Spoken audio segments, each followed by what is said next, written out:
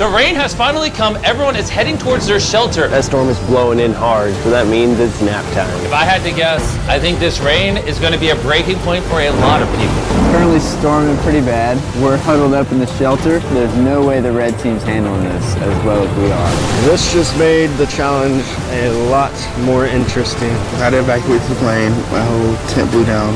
Like, what is happening? Debating going to the plane, but I think most everyone else is in there. Our tent collapsed. Just want to go home. Now, hopefully, 250 grand is enough for them to push through. This sucks. I'm really losing it.